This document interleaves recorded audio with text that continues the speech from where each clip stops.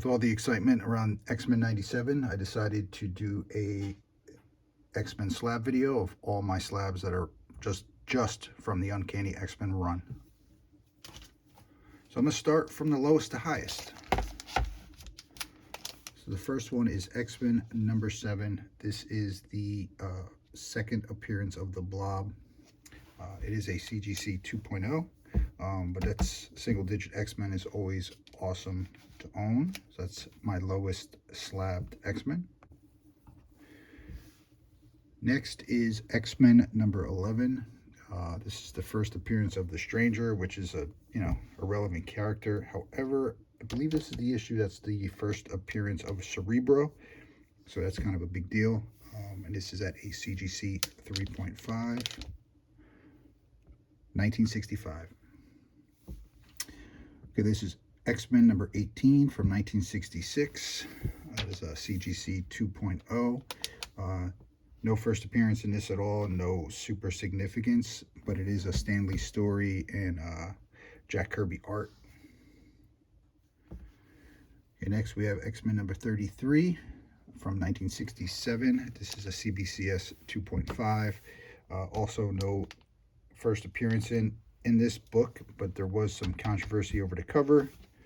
The Comics Authority thought the original cover looked too violent, so they had to change it to Juggernaut in the background. It is also a Roy Thomas story.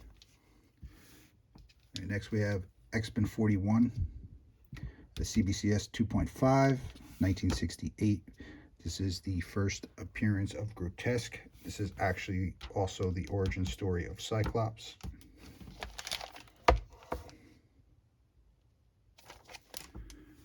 This is X-Men 47, 1968, CBCS 2.5, Human Torch cameo, but no other relevance, no first appearances or anything in it.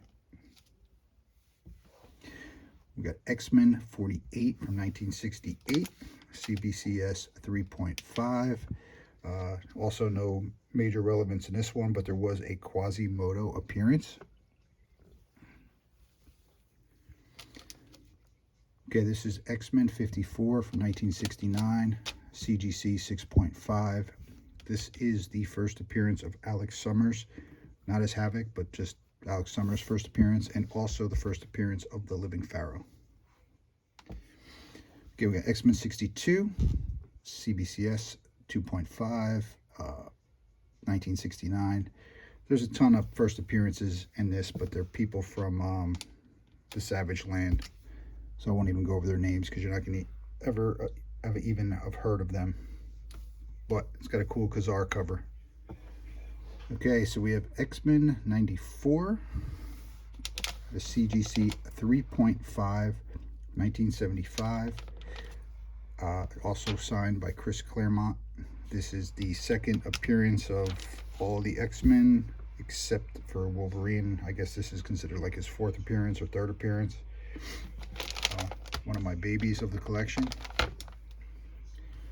This is X-Men 96 at a CGC 6.5, also signed by Claremont.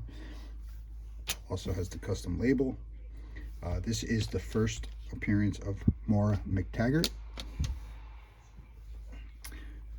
Now we have X-Men 101 at a CGC 3.0. This is the first appearance and the origin of the Phoenix, not the Dark Phoenix, just the Phoenix. But awesome book. And we have X-Men 103 at a CBCS 3.0. No major relevance of first appearances or anything in this book. However, this is the first time ever that Wolverine was referred to as Logan in a comic book. Okay, this is X-Men 105 from 1977, CGC 8.0. No first appearance or anything in it. However, this is just, one of my favorite covers from the Bronze Age X-Men run. Firelord coming up. I read this in a classic X-Men as a kid and always wanted to own the original, so I did. I got it, and they know. Okay, we have X-Men 109. First appearance of Guardian, Vindicator, whatever you want to call him, James McDonald Hudson. founder of the Alpha Flight team.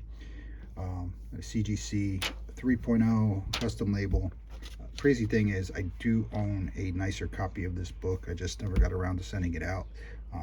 But for now, happy to have the 3.0.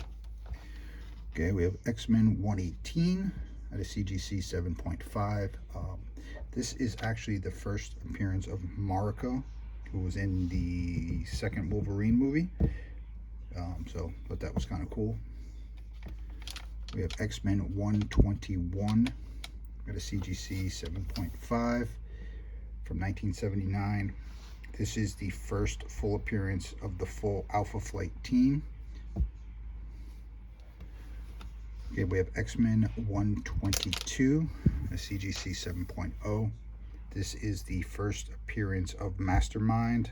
It also has a Luke Cage cameo in it. This is from 1979. Okay, we have X-Men 129, CGC 6.0. This is the first appearance of Kitty Pryde. Also the White Queen and Sebastian Shaw. So it's CGC 6.0. Okay, we got X-Men 135, CGC 8.5. The Dark Phoenix cover, obviously. This is the first appearance of Senator Robert Kelly. It was also from X1. Then we got X-Men 139 at a CGC 9.0 from 1980. This actually is the first appearance of Heather Hudson, the wife of Guardian from Alpha Flight, and Wolverine's first appearance of his orange and brown costume. So kind of multi things going on in this book. Okay, X-Men 141, Days of Future Past, CGC 8.5, 1981. This is the first appearance of Rachel. Also Avalanche, Pyro, and I'm missing somebody. One other person, but CGC 8.5. Okay, we got number 164, CGC 9.2. This is the issue where Carol Danvers becomes binary, which we know from the movies. Maria Rambeau actually became binary. So those three characters are kind of intertwined with who had the powers at what time in the comic book universe. But this was the first time of a binary appearance. Okay, we got X-Men 234. This is the first appearance of the Goblin Queen. It is a CGC 9.2, but it's also a double cover issue.